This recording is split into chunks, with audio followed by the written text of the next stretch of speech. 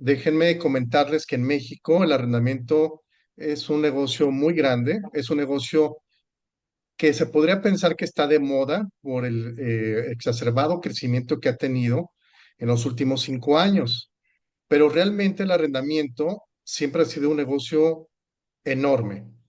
El asunto es que muchos compañeros tienen cambiada la prioridad o el chip, y se los voy a decir por qué. En todas las conferencias y pláticas siempre hay alguien o muchas personas que dicen lo siguiente, dicen, fíjate que yo casi no rento por todo lo que esto conlleva, la problemática, la responsabilidad, la tramitología. Uy, y ganas bien poquito, ¿no? Entonces, si pensamos así, van a llegar otros, o de hecho otros están llegando a llevarse ese mercado del arrendamiento. Por despreciarlo, decir es que es para comprar caramelos, mientras las operaciones de compraventa es lo que a mí me deja, ¿no? Realmente no podemos pensar así, te voy a decir por qué. Porque la mayoría de las inmobiliarias en México, la gran mayoría son unipersonales. El mismo que es el director es el que enseña el inmueble, es el que hace el contrato, es el que se encarga de todo, o la asesora que está mostrando una casa para una posible compraventa es la misma que va a mostrar el arrendamiento, se asocia con la comadre, con la prima, con la amiga y nace una inmobiliaria, ¿no? Hay franquicias, hay inmobiliarias grandes, hay de todo, pero la mayoría son unipersonales. Entonces, mientras tú vendes 2 o 3 propiedades por mes, depende el nivel de publicidad y promoción que hagas, mientras vendes 2 o 3 propiedades al mes, podrías estar rentando 10, 12, 15, 50 propiedades al mes. El arrendamiento es tan grande en su operación que si quisiéramos hacer un cálculo de lo que se maneja, no cabe en una calculadora tradicional. ¿Se acuerdan de las de antes de botoncitos? No, no cabe ahí la cifra que se maneja en arrendamiento. Y es tan grande que se maneja incluso en un nicho de mercado a través de las fibras, los fideicomisos de bienes raíces. Muchas fibras de nosotros son clientes, ¿no? Entonces, es un negocio que ha sido relegado por falta de una visión integral. Pero fíjate en lo que te voy a decir. Mientras tú vendes 2 o 3 propiedades al mes que habíamos comentado, el arrendamiento es el negocio que te va a dejar para pagar los gastos de tu casa. Si rentas para pagar tu renta, si tienes una hipoteca para pagar tu hipoteca, si estás comprando una segunda o tercera casa para pagar la hipoteca de esas casas, el préstamo del banco, te va a servir para pagar la universidad de tus hijos, para cambiar el carro, te va a servir para vivir, para pagar la despensa de todos los días. El arrendamiento te va a servir o te sirve para pagar tu oficina, los gastos fijos y todo el diario vivir de tu persona, de tu familia, de tu staff y de tu operación. Eso es el arrendamiento. Son las mojarras que pescamos todos los días en tanto llegan las ballenas, que son esas grandes casas de 5, 20 millones de pesos, terrenos grandes y todo eso. Entonces, no podemos eh, desasociar el gran negocio, el negocio diario del arrendamiento por estar esperando que nos caigan las ballenas, ¿verdad? Porque las ballenas te van a caer también como consecuencia del arrendamiento o viceversa. Pero si estás esperando a vender más propiedades que te caigan puras propiedades de muchos millones de pesos, puede que suceda y qué padre y te felicito. Pero ¿y qué pasa con los millones de pesos que estás dejando de ganar cada año por pensar que el arrendamiento es un negocio chiquito? En realidad es un negocio grandotote, es un negocio de volumen, es un negocio fácil, es un negocio constante, de corto, mediano y largo plazo, y tienes que agarrarlo de manera integral, porque se trata de que hagas dinero con el arrendamiento. El arrendamiento no es un servicio nada más, es un negocio y como tal lo debemos de ver. Entonces, tenemos que dejar de lado esa visión de que, ay, es que me cuesta trabajo rentar porque yo no quiero, ¿ah? Mi trabajo es vender, pero pues bueno, la doña me lo pidió. Así como que estamos haciéndole el favor a la doña a regañadientes. Si quitamos ese chip y nos metemos el chip de lo lucrativo que es rentar inmuebles, a partir de hoy podemos empezar a ganar mucho dinero en materia de arrendamiento. Pero esto requiere varias cosas. Primero, el cambio de chip, ¿sí? Entonces, el arrendamiento es un gran negocio. Bueno, ahora yo me voy a permitir apagar tantito mi cámara, para darle más velocidad de subida a una presentación, unas láminas que quiero compartir con ustedes. ¿Cómo andamos de audiencia, Magdalena? 87 personas ahorita tenemos. ¿Cómo estamos? Aquí está el logotipo. Hoy vamos a hablar, amigos, hoy vamos a hablar de un tema súper interesante del Registro Nacional Arrendatario en México. Mucha gente no lo conoce y mucha gente piensa que esto es ilusorio, que el gobierno tiene que tomar la iniciativa, que que sería buena idea implementar y todo eso. Bueno, esto tiene casi 16 años en el mercado. El Registro Nacional Arrendatario. ¿Te imaginas tú tener la información de todos los inquilinos en México, tener una base de datos casi instantánea como en Estados Unidos cuando vas a rentar, sacar un carro a crédito, te checan tu historial con tu número de seguro social y ahí viene todo y en minutos te dan una respuesta? ¿Te imaginas poder tener la información de esas personas que llegan a rentarte sin la zozobra de si le rento o no le rento, cómo lo investigo? ¿Cómo resultaría como cliente una persona que nunca ha rentado? ¿De dónde sacamos la información? Si la persona nunca ha rentado, ¿cómo podemos saber cómo se ha comportado? Si la persona es nueva, si la persona tiene ingresos, no tiene ingresos, cuáles fueron otras experiencias, ¿no? Bueno, esa gran base de datos en México existe, lo administra el Buró Arrendador y se llama Registro Nacional Arrendatario. Vamos a cambiar de lámina. ¿Y qué es? Pues es una gran base de datos usado por los arrendadores de inmuebles en México a través del sector de los bienes raíces. Es decir, los asesores inmobiliarios, las inmobiliarias, son los que ingresan a esa gran base de datos para registrar, para consultar qué onda con esa persona, a quien le van a rentar, ¿sí? Esto es iniciativa privada. Esto es un organismo privado igual o similar, digamos, al Buró de Crédito. Buró de Crédito no pertenece al gobierno. Tampoco es una empresa descentralizada. Es totalmente iniciativa privada. Muchas cosas que están actualmente en nuestro país deberían ser manejadas exclusivamente por iniciativa privada. El gobierno no es buen administrador y además información sensible, pues pienso que es un riesgo tenerla en manos a veces del gobierno, ¿no? Entonces, igual que el buró de crédito es información sensible manejada por particulares que se regulan por cierta ley, el Registro Nacional Arrendatario que administra el buró arrendador es también un organismo privado autorregulado por la Ley de Sociedad de Información Crediticia, similares y análogas, y está a disposición de todo el gremio y todos los días crece. ¿Cuál es el acervo informativo? 48 millones de expedientes inquilinarios al día de hoy. 48 millones de expedientes frescos, reales, de los cuales trabajamos con 7, con 6 o 7, que son los que la ley nos permite, porque quizá algunos ya sean demasiado viejitos, pero la ley te contempla que solamente puedes sacar cierta información, igual que el buró de crédito, cuando sacas información crediticia, no te permite sacar información de hace 15 años. Tiene que ser información de ciertos años para acá. Lo mismo sucede con la información arrendataria, ¿sí? ¿Y qué pasa si una persona nunca ha rentado? Que nos hacen esa pregunta, es que ¿cómo vas a saber, esa persona qué onda si nunca ha rentado? Bueno, tenemos información de casi el 90% de los mexicanos, hayan o no hayan rentado, porque cuando Buró Arrendador entrega una información, jalamos información del Registro Nacional Arrendatario, que es una de las bases de datos que administramos, junto con 128 bases de datos adicionales de información de acceso directo. ¿Sí? Entonces, siempre tenemos una información. Si la persona es mayor de edad, tenemos información de esa persona, de donde sea, pero la tenemos y de fuentes oficiales. Ahora, sigamos hablando del Registro Nacional Arrendatario. Es información catalogada y clasificada a través de lo que se conoce como Big Data, grandes datos, muchísimos datos. ¿Sí? 48 millones de expedientes inquilinarios se dice fácil, porque es nomás decir una palabra, pero hacerlo, compilarlo, almacenarlo, clasificarlo, es una labor faraónica que no toma 6 meses, nos ha tomado más de 15 años. Y actualmente utilizamos lo que se conoce como tecnología blockchain para cuestiones de seguridad y de manejo de toda esta información cuando ya es demasiada información y todo esto, ¿no?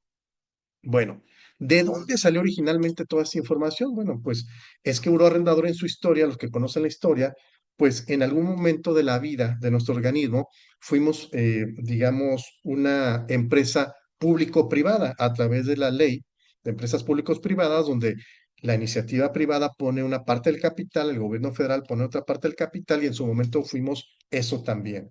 Sin embargo, hoy en día somos 100% iniciativa privada. Entonces, en aquel momento se enriqueció la base de datos de muchísimas fuentes oficiales donde teníamos información, donde tenemos toda la información, pues, correcta, catalogada, actual, verídica, este, y exacta de los clientes, ¿no? Para evitar situaciones de homónimos, información que no sirve, información basura, información bla, bla, ¿no? Entonces, es algo tecnológico, es algo informativo, es algo administrativo realmente impresionante. ¿Información de qué o de quién? Pues de los inquilinos en México, sí, información arrendataria, información de los inquilinos, de todas las personas. ¿Qué tipo de inquilinos? Pues aquí lo vemos en la lámina, personas físicas, que son personas como tú o como yo, o personas morales, que son las empresas, ¿sí? Mientras el inquilino sea mayor de edad, está registrado con nosotros muy seguramente. Y si no lo está, en el momento en que solicitas un servicio, una investigación o cualquier cosa, ya quedó registrado a través del muro arrendador o a través de las asociaciones que manejan la información de registro nacional arrendatario, de los capítulos de otras asociaciones que hay en todo el país que tienen activo su convenio, bla, bla, bla, ¿sí? Bueno, y de las empresas morales, que son las empresas constituidas ante un corredor o ante un notario público, que también rentan bodegas, naves industriales, incluso vivienda, etcétera. Ese tipo de inquilinos estamos hablando. ¿Y qué tipo de información la que tenemos? Pues es información cuantitativa e información cualitativa.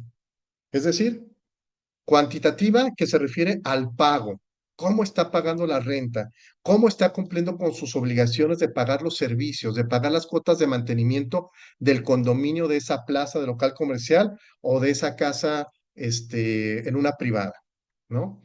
O de la bodega que está en un parque industrial o que está en una calle. ¿Cómo la está pagando? ¿Con qué puntualidad y con qué, digamos que esté íntegra la renta, ¿no?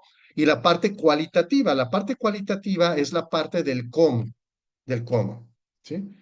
Estamos calificando el cuánto y que llegue completo como si fuera un crédito y la parte cómo se comporta como vecino, cómo se comporta en los cuidados de ese inmueble. Entonces, tenemos estas dos vertientes. Ambas son muy importantes, porque cuando un inquilino te paga todo, pero es mal vecino, o te maltrata el inmueble, abusa del uso del inmueble, híjole, pues ¿para qué queremos tanta puntualidad del pago de la renta si lo que queremos es no tener un inquilino maltratador, maltratador del bien raíz, ¿no? O viceversa, ¿para qué queremos un vecino súper limpio y cuidadoso si realmente tienes que cobrarle a las 3, 4, 5, 6, 10 llamadas, ¿no? A la visita, cuando le tocas la puerta. Entonces, calificamos todo esto, ¿sí?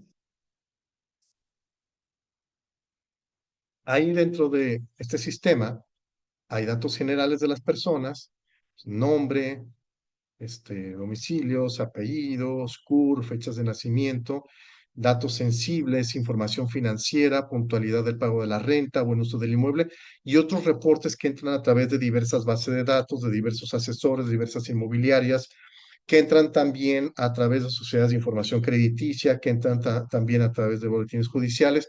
Todo esto conforma, digamos, una especie, entre comillas, de CURP inquilinario, ¿sí?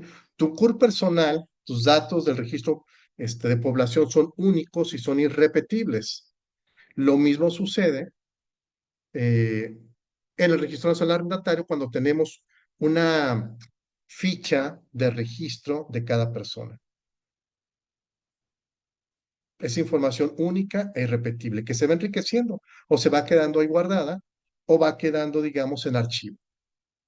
Ahora, ¿cuáles son las etapas que contempla el registro nacional arrendatario? Son cuatro. Aquí lo vemos en la lámina y forman parte de un engranaje o de un rompecabezas. Punto número uno, la autorización. Todo esto está 100% apegado a derecho. Esto no es algo que se nos ocurrió hacer, eso es algo muy serio, muy profesional. Y para que nosotros registremos a una persona en una empresa es porque contamos con su autorización previa, ¿sí? No sacamos información de internet, de las redes sociales y eso porque eso no sirve. Sacamos información puntual y profunda. Y para eso tenemos que ser autorizados por el propio inquilino o por su fiador obligado solidario. ¿Cómo se obtiene esa autorización? A través de diversos medios que ustedes conocen, a través de tu aviso de privacidad, a través de mi aviso de privacidad, a través de la autorización de ley que es obligatoria para investigar a cualquier inquilino en México o su respectivo fiador. Esto no es lo que nosotros inventamos pedir autorización, está en la ley. En la ley de protección de datos personales está que toda persona que se va a investigar debe de autorizarte por escrito, ¿sí? En una autorización especial, el que tengas acceso a su información y el que la puedas trasladar.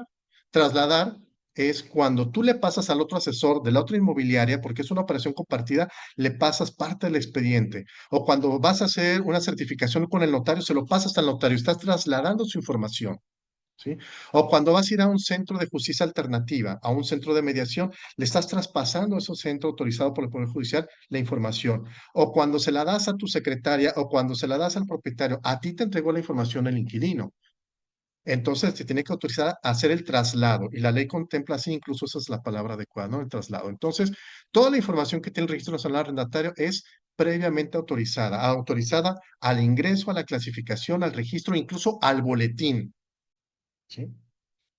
Bueno, el segundo punto es el registro. Ya que tenemos la autorización, hacemos el registro de toda esta información que vimos en la lámina anterior, datos generales, información sensible, información que nos proporciona para poder armar un expediente único, con un folio único. Hacemos una calificación, cómo está calificada la persona, cuál es el nivel de riesgo. ¿Sí? Igual que el buro de crédito está pagando y cuidando bien el inmueble, o lo está haciendo mal, o lo está haciendo regular, o ya se atrasó, ya se boletinó, pero ya lo hizo.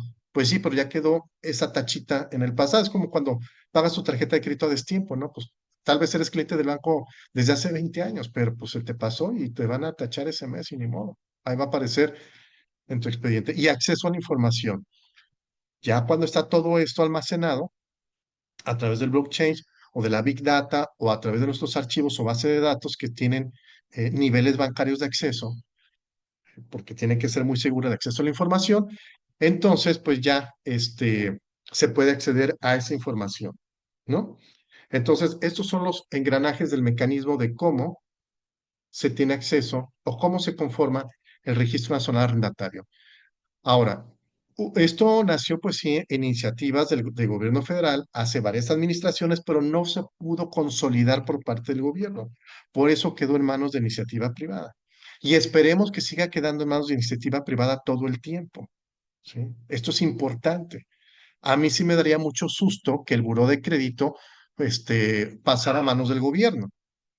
¿Sí? Ahora con la ley espía que le llaman, pues parece ser que todas las sociedades de información crítica van a poder o tener que rendir cuentas al gobierno también, cosa que me parece peligroso. Hasta ahorita, pues nosotros seguimos pues con ciertos lineamientos estrictos, escrupulosos de la información y solamente proporcionándole la misma al gremio inmobiliario que tiene autorización para ingresar a él.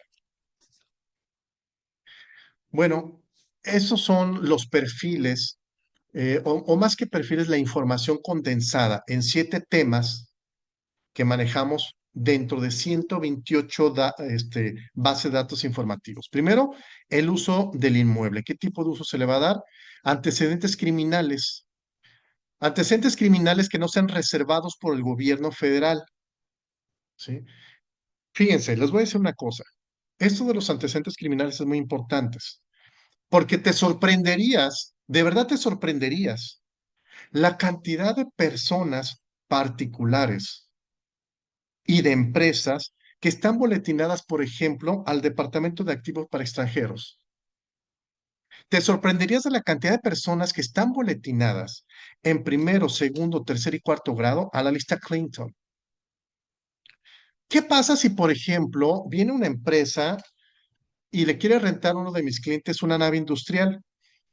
Y, por ejemplo, te voy a poner ejemplo la semana pasada.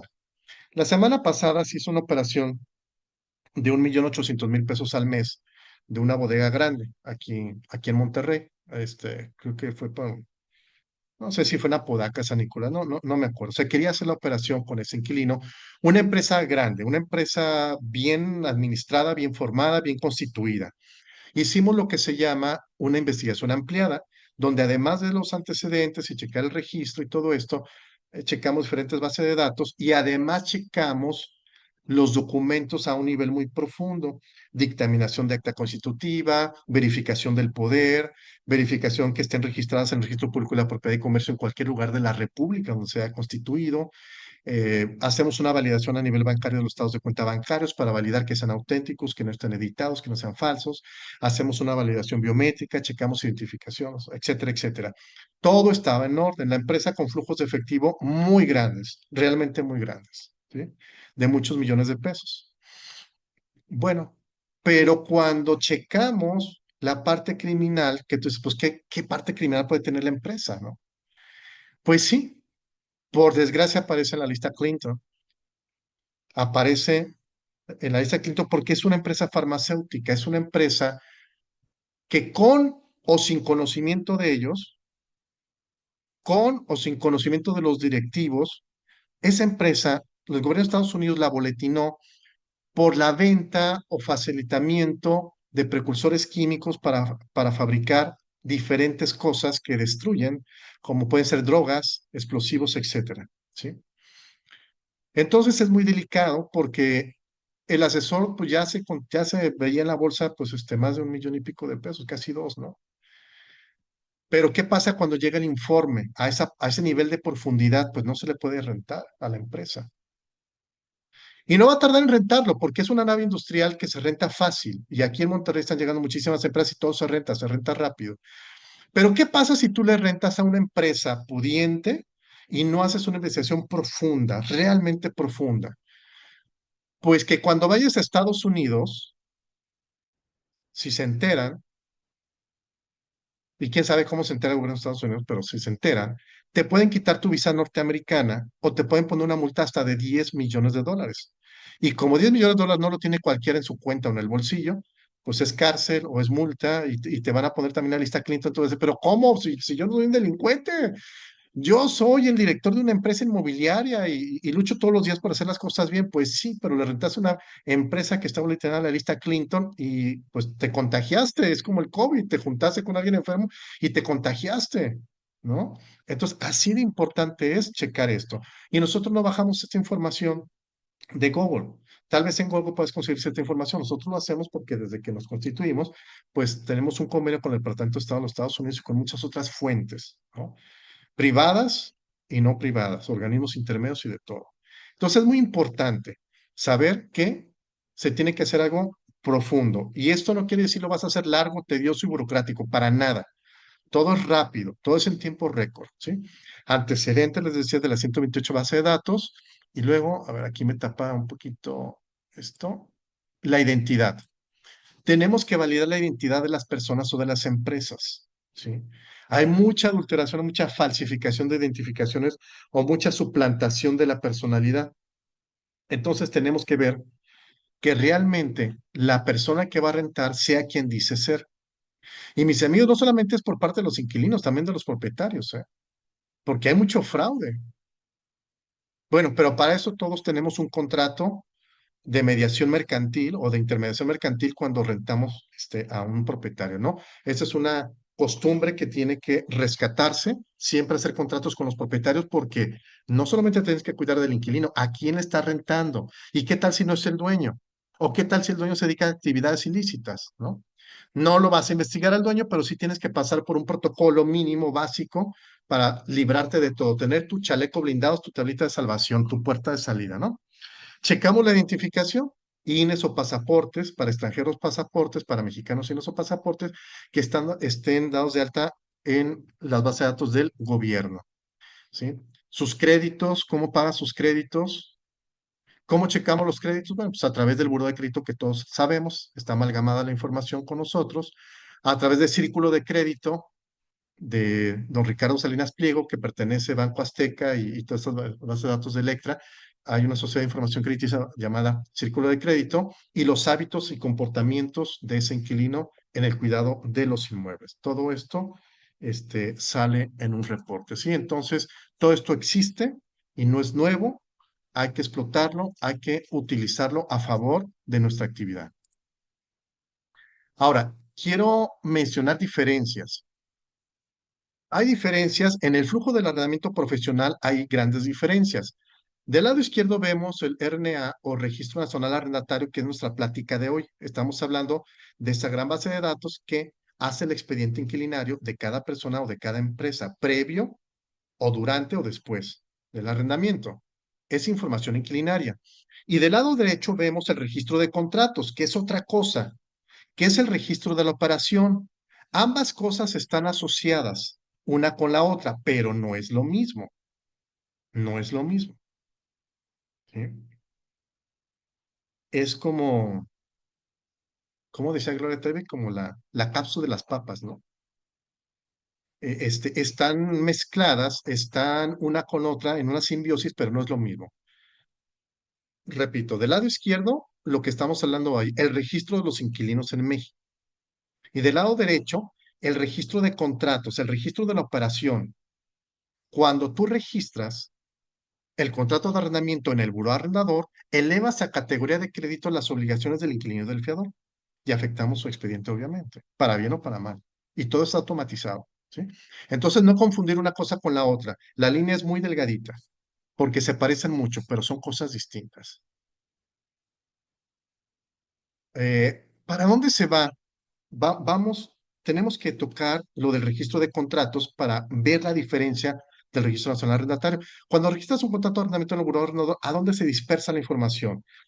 Abajo a la derecha, al buró de crédito que todos conocemos, información que va a llegar a bancos, financieras, tiendas departamentales, etcétera. Arriba a la derecha, al buró arrendador en nuestras bases de datos internas. Arriba, el registro nacional arrendatario, que es lo que estamos hablando hoy de los expedientes inquilinarios. Del lado izquierdo, arriba, Don Bradstreet, que es el buró de empresas, que pertenece al buró de crédito, pero son diferentes. Incluso acaban de cambiar el logotipo. Ahora se va a llamar comercialmente Buró Comercial. Así se llama, Buró Comercial, Buró de Empresas. Así se llama. Es más, aquí tengo un comunicado de ellos que me enviaron hace rato y ahorita les digo su nombre correcto. Bueno, eso es para cuando te rentan personas morales, ¿sí? Y círculo de crédito, que es para la banca popular. Muchísimos clientes tiene la banca popular o las tiendas eh, como Electra, Banco Azteca, Coppel, ellos son los que reportan al círculo de crédito. Y también está amalgamada la información del círculo de crédito con buró de crédito con buró arrendador, etcétera, etcétera. ¿Sí? Esto es el registro del contrato, pero lo tuve que tocar para tocar las diferencias. Esto es en automático, todo es automático. El contrato se registra antes de la firma del contrato, colocas la cláusula dentro de tu contrato junto con el folio único y repetible en cada ocasión, ya quedó registrado el contrato. Se firma posteriormente el contrato. Esto es antes de la firma, ¿no? Bueno, ¿para qué sirve el registro nacional arrendatario entonces? Vamos a hacer un resumen. ¿Para qué sirve? Sirve, uno, para la prevención de riesgos. Dos, para la toma de decisiones asertivas. Tres, para la selección de inquilinos. Cuatro, estadísticas. Estadísticas incluso que el gobierno nos solicita a veces, ¿no? Porque el INEGI está un poquito atrasadito en su información, pero pues son las cifras oficiales. Para la toma de decisiones financieras. ¿Y cómo es esto de la toma de decisiones financieras? Bueno, pues porque nos preguntan las fibras, nos contratan asesoría especializada y nos dicen, oye, ¿dónde invierto? ¿Dónde se necesitan plazas comerciales? ¿Dónde se ocupa vivienda? ¿Cómo está la cuestión en Puebla, en tal parte, en tal zona geográfica, en Monterrey, en San Pedro? ¿Cómo está en la zona fronteriza? ¿Cómo está en este destino de playa? La información de arrendamiento, pues la maneja el buró arrendador. Y no no lo digo de una manera pretenciosa, es pues por el volumen de operaciones que manejamos al año. Ahora vamos a ver datos del INEGI. Fíjense qué tan importante será contar con el Registro Nacional Arrendatario que el INEGI dice. Esa es información pues que ya es del año pasado. Dice que en México hay 35.3 millones de viviendas, ¿sí? Pero yo me pregunto, INEGI, ¿cómo dices 35.3 millones de viviendas si solamente en zona metropolitana de Guadalajara pretenden meter 1 millón de personas en los próximos 4 años? Porque era un proyecto a 5 años. 1 millón de personas en zona metropolitana de Guadalajara. ¿Cómo le van a hacer? Pues construir puros departamentos, ¿no? De las cuales, mis amigos, según las cifras oficiales del gobierno, 16.4 millones son rentadas de modo de mediano o largo plazo. Esta no es información mía, esta es información del INEGI. Y el 1.25 son rentas turísticas o de corto plazo. ¿Sí? Entonces, de un total de 16.4 millones de viviendas rentadas, imagínate cómo está la rebanada de pastel que te puede tocar si haces esto de manera profesional, apoyado en un organismo como el Buró Arrendador, si registras a tus clientes en el registro solar arrendatario, si registras el contrato, porque el secreto no solamente es la seguridad, es también invertir en publicidad de tus servicios y ofrecer un servicio totalmente diferenciado. 16.4 millones de viviendas, ¿sí? Ahora, de este gran total, el 3.5% a nivel nacional entra a través de nosotros, ¿sí? 3.5 del gran total.